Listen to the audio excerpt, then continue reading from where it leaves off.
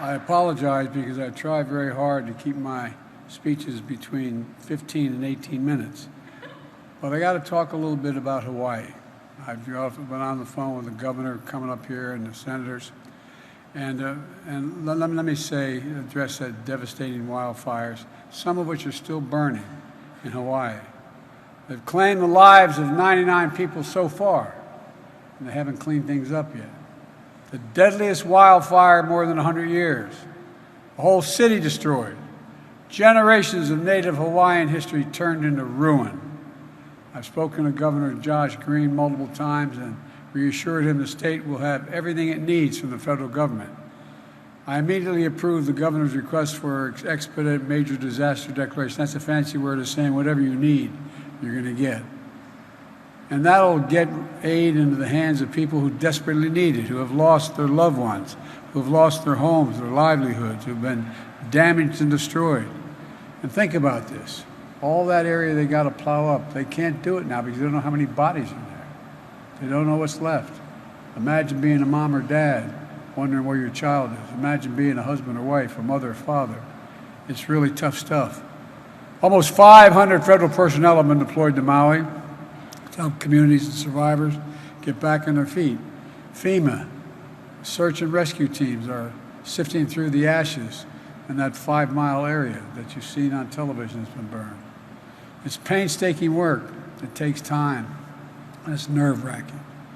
Most of the debris can't be removed until it's done. My wife Jill and I are going to travel to Hawaii as soon as we can. That's what I've been talking to the governor about. I don't want to get in the way.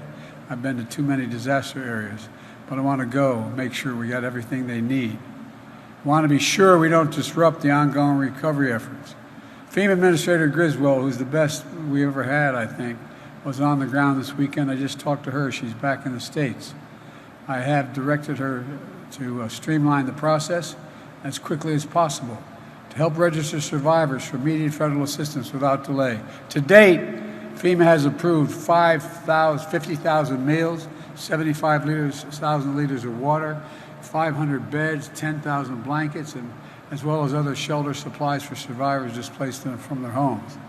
FEMA also authorized one-time payments of $700 per household to folks who've been displaced so they can do the immediate things of just taking care of medications and prescriptions that they so badly need.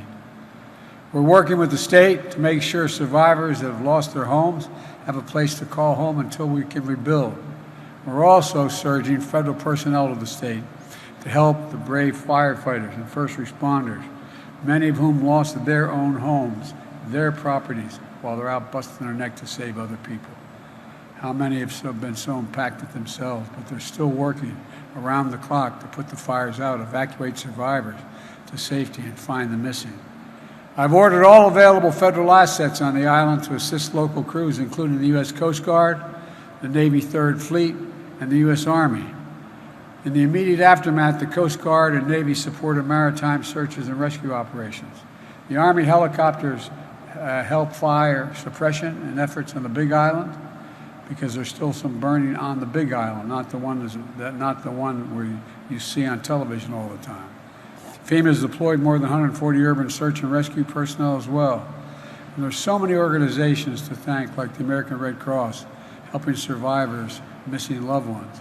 Cell phone providers, making sure first responders can make and respond to emergency calls.